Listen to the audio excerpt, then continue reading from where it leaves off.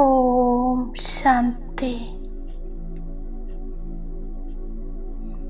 ഈ പഴയ ദുഃഖദായി ലോകത്തിൻ്റെ സ്മൃതിയിൽ നിന്നും അകന്നു മാറി ഞാൻ സ്വയം തന്നെ കാണുകയാണ്. ഞാൻ ഒരു ചേതനാത്മാവാണ്. ശരീരത്തിൻ്റെ ഭ്രുകുടി മധ്യത്തിലാണ് എൻ്റെ സ്ഥാനം. ഞാനൊരു ചൈതന്യമുത്താണ്. ഞാൻ പ്രസന്ന ചിത്ത ആത്മാവാണ്. ഞാൻ ആത്മാ സർവ പരമാത്മ പ്രാപ്തികളാലും സമ്പന്നമാണ്.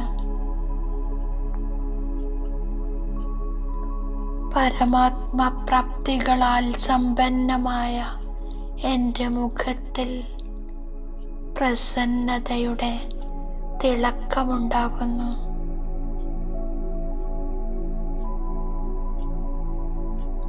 ഞാൻ സ്വയം തന്നിലും സേവയിലും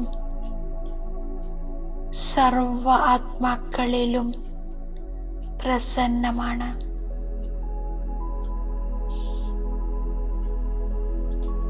ഞാൻ സർവശക്തിവാൻ ബാബയിൽ നിന്നും പൂർണ്ണ സമ്പത്ത് പ്രാപ്തി ചെയ്തിരിക്കുന്നു.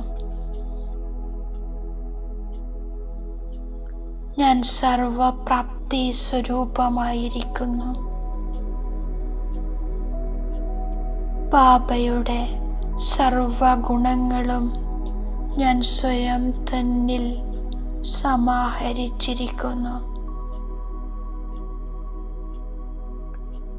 എൻ്റെ സർവപ്രാപ്തികളും വിധിപൂർവം കാര്യത്തിൽ ഉപയോഗിച്ച് ഞാൻ സഫലത പ്രാപ്തി ചെയ്യുന്നു. സദാ പ്രസന്നമായിരിക്കുന്നു. ഞാൻ ഇച്ഛാമാത്രം അവിദ്യയാകുന്നു.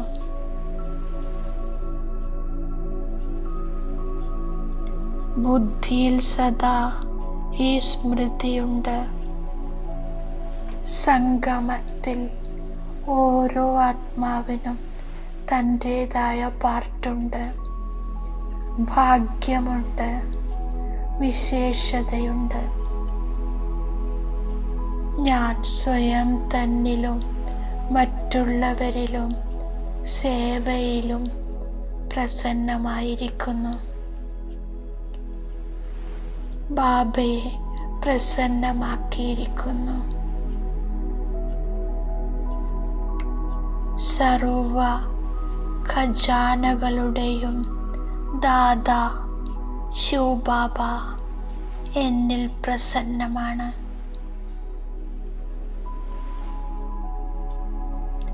ആര് സദാ പ്രസന്നവും സന്തുഷ്ടവുമായിരിക്കുന്നുവോ എല്ലാവരും അവരുടെ പ്രശംസ ചെയ്യുന്നു.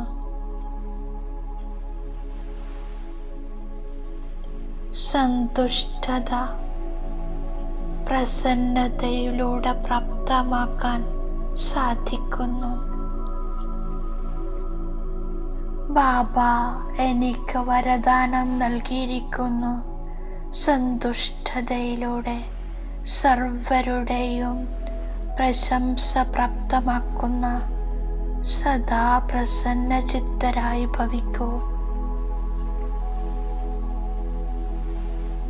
ഞാൻ സദാ സന്തുഷ്ടമായിരിക്കാനുള്ള വരദാനം സ്വയം എടുക്കുന്നു, മറ്റുള്ളവർക്കും കൊടുക്കുന്നു. ഈ യജ്ഞത്തിൻ്റെ അന്തിമ ആഹുതി സർവ ബ്രാഹ്മണരുടെയും സദാ പ്രസന്നതയാണ്. എല്ലാവരും സദാ പ്രസന്നരായിരിക്കുമ്പോൾ പ്രത്യക്ഷതയുടെ ശബ്ദം മുഴങ്ങും, വിജയത്തിൻ്റെ കൊടി പാറും. ഇത് ആത്മീയ ആശുപത്രിയാണ്. അരകൽപ്പത്തേക്ക് എന്നെ ആരോഗ്യശാലിയാക്കുന്നു.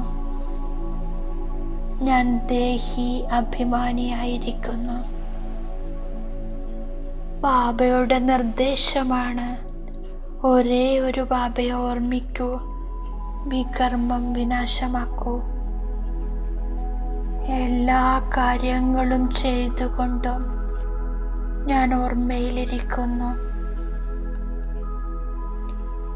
ഏതൊരു സാകാരിയെയോ ആകാരിയെയോ ഓർമ്മിക്കില്ല. ബാബ എപ്പോൾ വരുന്നു അപ്പോൾ ആത്മപരിചയം ലഭിക്കുന്നു.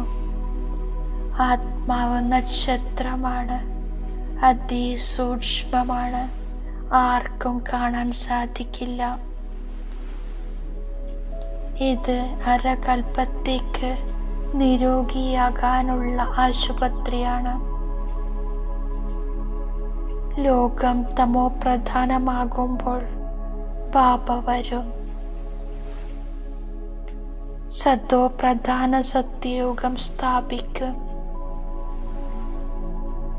ഞാൻ ഉയർന്ന പദവി നേടാനായി കൂടുതൽ ഓർമ്മയിലിരിക്കുന്ന പുരുഷാർത്ഥം ചെയ്യുന്നു. ഏറ്റവും ഉയർന്നതിലും ഉയർന്ന ഭഗവാൻ മൂലവതനവാസിയാണ്. ഉയർന്നതിലും ഉയർന്ന ഭഗവാൻ നിരാകാരിയാകുന്നു. ഞാൻ ധാരാളം പേർക്ക് അച്ഛൻ്റെ തിരിച്ചറിവ് നൽകുന്നു. ബാബ എന്നെ 21 ജന്മത്തേക്ക് പഠിപ്പിക്കുന്നു. ഡ്രാമ പ്ലാൻ അനുസരിച്ച് പുതിയ ലോകത്തിൻ്റെ സ്ഥാപന നടക്കുന്നു. ഞാൻ നടക്കുമ്പോഴും കറങ്ങുമ്പോഴും ബാബയെ ഓർമ്മിക്കും. ജന്മജന്മാന്തരത്തിലെ പാപഭാരം ശിരസിലുണ്ട്. ഈ ഒരു ജന്മത്തിൽ കയറുന്ന കലയുണ്ടാക്കണം. എത്രത്തോളം അച്ഛനെ ഓർമ്മിക്കുന്നുവോ അത്രയും സന്തോഷം ലഭിക്കും, ശക്തിയും നിറയുന്നു.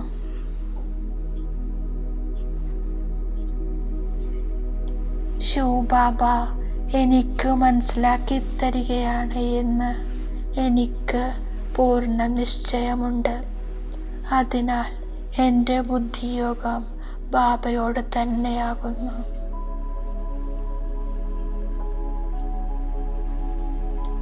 ഭൃഗുടി മധ്യത്തിൽ ഞാൻ ആത്മാവ് വിരാജിതനാണ്. ഇത് അകാലമൂർത്തിയുടെ സിംഹാസനമാണ്. ഇതാണ് അകാല സിംഹാസനം. ബാബ സ്നേഹത്തോടെ മനസ്സിലാക്കി തരുന്നു, കുട്ടി വളരെ മധുരമായി മാറൂ. വായിലൂടെ എപ്പോഴും ജ്ഞാനരത്നങ്ങൾ മാത്രം വീഴണം. ഞാൻ എൻ്റെ സദ്ഗതിയിലേക്കുള്ള പുരുഷാർത്ഥം ചെയ്യുന്നു. ദേഹി അഭിമാനിയായിത്തീരുന്നു. ബാബ ഉയർന്നതിലും ഉയർന്നതാണ്. എപ്പോഴാണോ രാവണൻ ദുഃഖം നൽകുന്നത്, തീർത്തും ഭ്രഷ്ടമാക്കുന്നത്, അപ്പോൾ ബാബ വന്ന് ശ്രേഷ്ഠമാക്കുന്നു.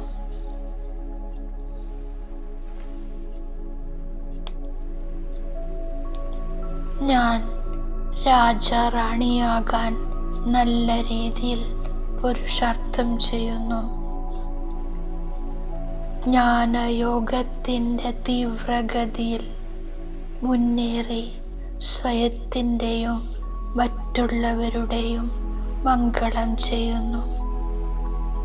തൻ്റെ ഉയർന്ന ഭാഗ്യത്തെ ഉണ്ടാക്കാനുള്ള പുരുഷാർത്ഥം ചെയ്യുന്നു. അന്ധന്മാരുടെ ഊന്നുവടിയാകുന്നു.